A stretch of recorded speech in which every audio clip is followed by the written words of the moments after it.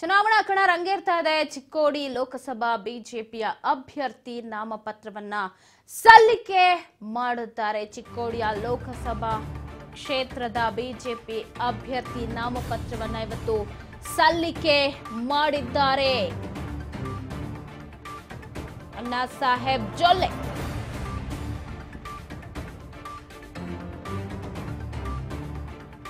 ನಾಮಪತ್ರವನ್ನ ಸಲ್ಲಿಕೆ ಮಾಡಿದ್ದಾರೆ. ಅಣ್ಣಾ ಸಾಹೇಬ್ ಜೊಲ್ಲೆ ಚಿಕ್ಕೋಡಿ ಲೋಕಸಭಾ ಕ್ಷೇತ್ರದ ಬಿಜೆಪಿ ಅಭ್ಯರ್ಥಿಯಾಗಿ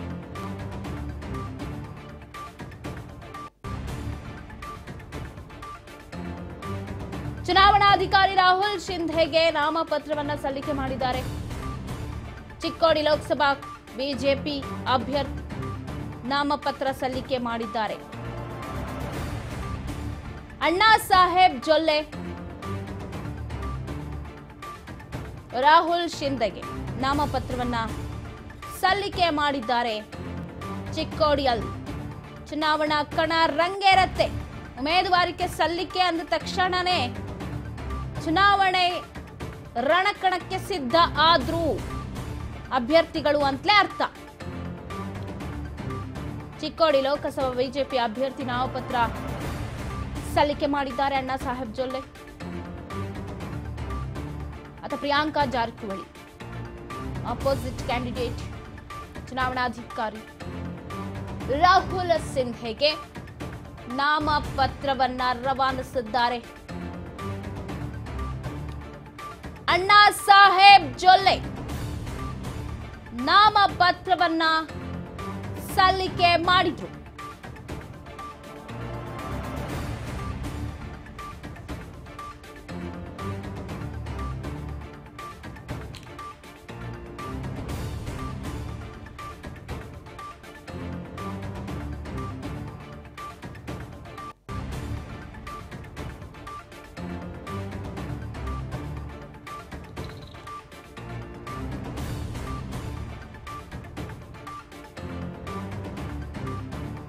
ಚಿಕ್ಕೋಡಿ ಲೋಕಸಭಾ ಬಿಜೆಪಿ ಅಭ್ಯರ್ಥಿ ಅಣ್ಣಾ ಸಾಹೇಬ್ ಜೊಲ್ಲೆ ನಾಮಪತ್ರವನ್ನ ಸಲ್ಲಿಕೆ ಮಾಡಿದ್ದಾರೆ.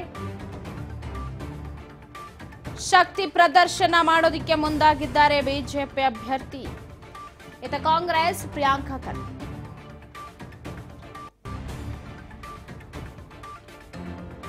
ಚುನಾವಣಾಧಿಕಾರಿಗಳಿಗೆ ನಾಮಪತ್ರವನ್ನ ಸಲ್ಲಿಕೆ ಮಾಡಿದ್ದಾರೆ. ಪ್ರಿಯಾಂಕಾ ವರ್ಸಸ್ ಅಣ್ಣಾ ಸಾಹೇಬ್ ಜೊಲ್ಲೆ. ಅಣ್ಣಾ ಸಾಹೇಬ್ ಜೊಲ್ಲೆ ನಾಮಪತ್ರವನ್ನ ಸಲ್ಲಿಕೆ ಮಾಡಿದ್ದಾರೆ.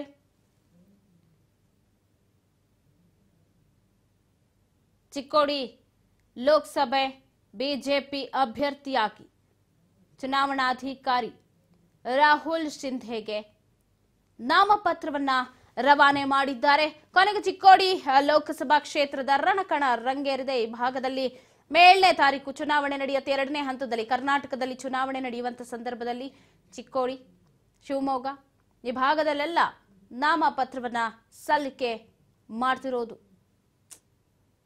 ಮತ್ತು ಸಾಯಂಕಾಲ 5 ಗಂಟೆಗೆ ಬೃಹತ್ವಾದ ಸಭೆಯನ್ನು ಕೂಡ ಏರ್ಪಾಡು ಮಾಡಲಾಗಿದೆ. ಇವತ್ತು ಪ್ರಮುಖರ ಜೊತೆಗೆ ಹೋಗಿ ಈಗಾಗಲೇ ನಾಮಪತ್ರ ಸಲ್ಲಿಕೆ ಮಾಡಿ ಬಂದಿದ್ದೀವಿ. ಸಾಯಂಕಾಲ ಮತ್ತು ಸಿ.ಟಿ. ರವಿ ಅವರು, ಅದೇ ಪ್ರಕಾರ ನಮ್ಮ ಭೈರತಿ ಬಸವರಾಜ್ ಅವರು, ನಾರಾಯಣ ಸಾಮಾಜಿ ಅವರು, ರವಿಕುಮಾರ್ ಅವರು ಮತ್ತು ಯತ್ನಾಳ್ ಪಾಟೀಲ್ ಅವರು ಕೂಡ ಬರ್ತಾ ಇದ್ದಾರೆ. ಮತ್ತು ಎಲ್ಲ 2 ಕ್ಷೇತ್ರದಿಂದ ನಮ್ಮ ಕಾರ್ಯಕರ್ತರು ಕೂಡ ಬರ್ತಾ ಇದ್ದಾರೆ. ಹೇಗಿದೆ ಸರ್ ಕ್ಷೇತ್ರದ ಪ್ರಚಾರ? ಭಾಳ ಒಳ್ಳೆಯ ರೀತಿಯಿಂದ ನಡೆದಿದೆ.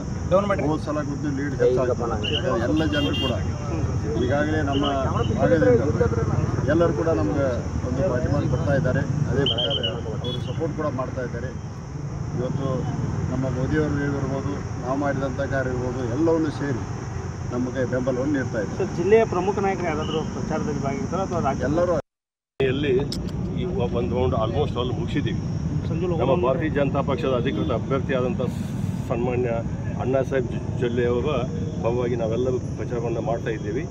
ನಾವು ಬಹುಶಃ ಅಥಣಿ ಮತಕ್ಷೇತ್ರದ ಮತದಾರ ಬಾಂಧವರ ನಾಡಿ ಮಿಡಿತವನ್ನು ನೋಡಿದರೆ ಬಹುಶಃ 8ರಿಂದ 10 ಸಾವಿರಕ್ಕಿಂತ ಜಾಸ್ತಿ ಅಣ್ಣಾ ಸಾಹೇಬ್ ಜೊಲ್ಲೆ ಅವರಿಗೆ ಭಾರತೀಯ ಜನತಾ ಪಕ್ಷಕ್ಕೆ ಆಶೀರ್ವಾದ ಮಾಡ್ತಾರೆ ಅನ್ನುವಂಥ ಒಂದು ವಿಶ್ವಾಸ ಇದೆ. ಸರ್, ರಮೇಶ್ ಜಾರಕಿಹೊಳಿ ಅವರು ಏನಾದರೂ ಪ್ರಚಾರಕ್ಕೆ ಬರ್ತಾರೆ?